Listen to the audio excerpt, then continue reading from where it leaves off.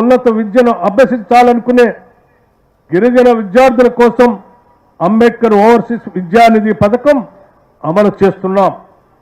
ఈ పథకం కింద ప్రతి విద్యార్థికి 20 లక్షలు చెల్లిస్తున్నాం.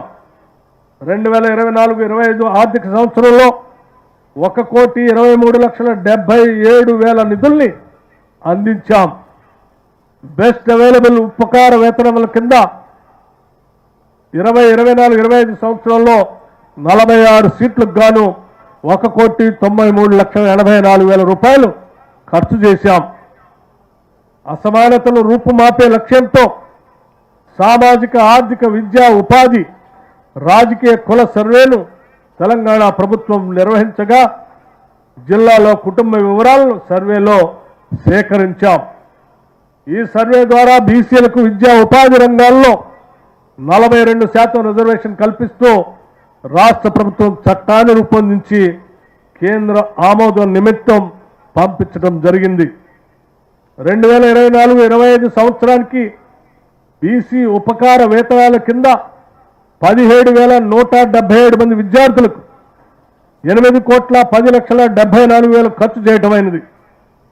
ఫీజు రియంబర్స్మెంట్ కింద 16,863 మంది బీసీ ఈబీసీ విద్యార్థులకు 44,08,58,000 మంజూరు చేశాం. మైనార్టీ హక్కుల పరిరక్షణ కోసం వారి అభివృద్ధికి తీసుకునే చర్యలు రాష్ట్ర సమగ్రాభివృద్ధికి దోహదపడతాయని ప్రభుత్వం బలంగా విశ్వసిస్తుంది. బీసీ, ఎస్సీ, ఎస్టీ విద్యార్థులతో పాటు మైనార్టీ విద్యార్థులకు ప్రభుత్వం ఉచితంగా సివిల్ సర్వీసెస్లో శిక్షణ అందిస్తుంది.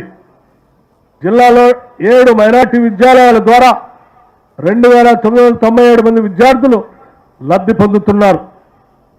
ఉపకార వేతనాలు, ఫీజు రియంబర్స్మెంట్ కింద 2,315 మంది మైనార్టీ విద్యార్థులకు 2,85,50,000 రూపాయలు మంజూరు చేశాం. కళ్యాణ్ లక్ష్మి, షాదీ ముబారక్ పథకాల కింద ఆడపిల్ల వివాహాల నిమిత్తం గత ప్రభుత్వం సంవత్సరంలో 5,072 మంది లబ్ధిదారులకు 50,77,88,352 రూపాయలు పంపిణీ చేసింది. తెలంగాణ ప్రభుత్వం హైబ్రిడ్ యాన్యుటీ మోడల్ ద్వారా రహదారుల అభివృద్ధికి నిర్ణయం తీసుకుంది. ఖమ్మం నగరం చుట్టూ జాతీయ రహదారులు రానున్నాయి. రింగ్ రోడ్డు నిర్మాణానికి చర్యలు చేపట్టాం. కోదాడ ఖమ్మం 4 వరుసల జాతీయ రహదారి నిర్మాణం 1,583 కోట్లతో పూర్తి చేసుకున్నాం. ఖమ్మం దేవరపల్లి గ్రీన్ఫీల్డ్ యొక్క 4 వరుసల జాతీయ రహదారి పనులు 4 ప్యాకేజీల్లో 2,925 కోట్లతో పనులు 90% పైగా పూర్తయ్యాయి. ఖమ్మం పట్టణ ముఖద్వారంలో ఉన్న మున్నేరు నదిపై 180 కోట్లతో తీగల వంతెన నిర్మాణ పనులు పురోగతిలో ఉన్నాయి. మధిర పట్టణంలో 25,49,00,000 వ్యయంతో కోర్టు ఆవరణలో రికార్డ్ రూమ్, సత్తుపల్లి పట్టణంలో అదనపు జూనియర్ సివిల్ జడ్జి గారి నివాస భవనము మరియు పనులు పురోగతిలో ఉండగా మధిర పట్టణంలో 2 కోర్టు భవనాల సముదాయ నిర్మాణ పనులు మొదలు పెట్టవలసి ఉన్నది.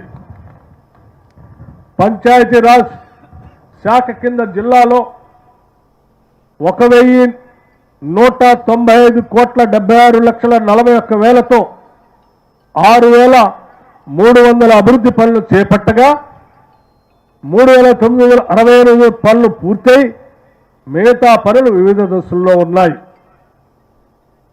జిల్లాలో ఉన్న 579 గ్రామ పంచాయతీల్లో ప్రతిరోజు పారిశుద్ధ్య కార్యక్రమాలు కట్టుదిట్టంగా నిర్వహిస్తున్నాం. అన్ని గ్రామ పంచాయతీల్లో వైకుంఠధామం నిర్మాణం పూర్తి చేశాం. గ్రామాల్లో సేకరించిన చెత్తను సెగ్రిగేషన్ చేసి తడి చెత్త ద్వారా కంపోస్ట్ ఎరువు తయారు చేస్తూ పొడి చెత్తను విక్రయిస్తున్నాం. ఘన వ్యర్థ పదార్థాల నిర్వహణ ద్వారా 19 లక్షల రూపాయలు ఆదాయం సమకూరింది. 15వ ఆర్థిక సంఘం నిధుల ద్వారా 7,20,00,000 రూపాయలతో 203 అభివృద్ధి పనులు మంజూరు కాగా 2,50,00,000 ఖర్చు చేసి దాదాపు 72 పనులు